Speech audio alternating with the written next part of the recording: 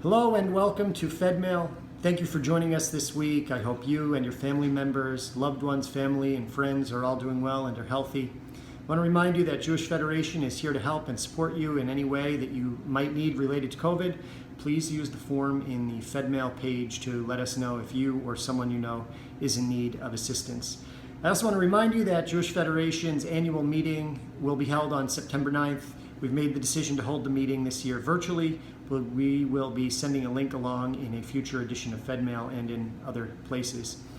This week marked Tisha B'Av, the saddest day on the Jewish calendar, a day of mourning that commemorates the destruction of both of the holy temples in antiquity and a number of other calamities and tragedies that bestruck the Jewish people.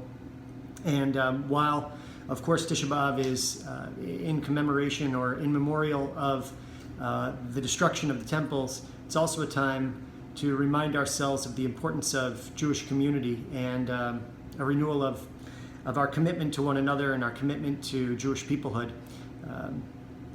The past several weeks have seen a number of anti-Semitic comments made by celebrities and other people of great influence, and that in particular stands out to me just as a reminder that 2,000 years after the destruction of the temple, we still face persecution in some cases. There's hatred in the world, and the relevance and importance of coming together as a Jewish community is as vital and essential today as it has been at any other time in Jewish history.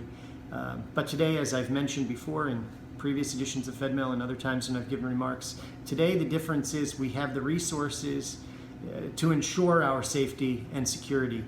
And we're fortunate that we have thoughtful leaders across the country, in our own community, at our congregations, and in our volunteer cohorts who really care about Jewish life and who recognize that even though we may have differences of opinion on specific topics, at our heart and at our core, we are one Jewish people, one Jewish community, and we care very deeply about one another.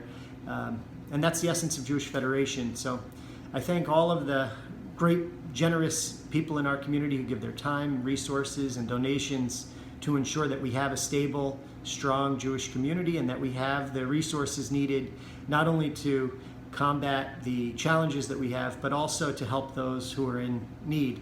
And that is particularly meaningful right now, not only as we commemorated or remembered Tisha B'Av this week, but also as we face the challenges and the very serious and unique circumstances related to COVID.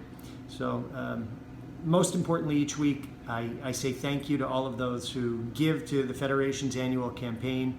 But I want to stress once again that it's also important to thank those who give in other ways and who are members, active members in our Jewish community at our congregations and our JCC and in other institutions and organizations.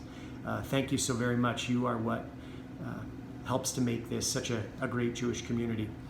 Before I close out, I also want to remind you that we have an opening for an IACT position within our local university system. They will be working primarily at Clark University to help recruit for birthright trips throughout the year. And of course, this year the circumstances are a little different than in the past, but we are looking for someone who's engaged and active and who is good at talking about birthright and talking about Israel and can really connect to the students. So if you know someone, please forward along the job description included in this edition of Fedmail. Have a look at the different webinars and programs that we have listed in Fedmail and other messages therein. But most importantly, thank you. I wish you good health and, of course, comfort on this very special Shabbat. Take care. Look forward to seeing you again soon. Bye-bye.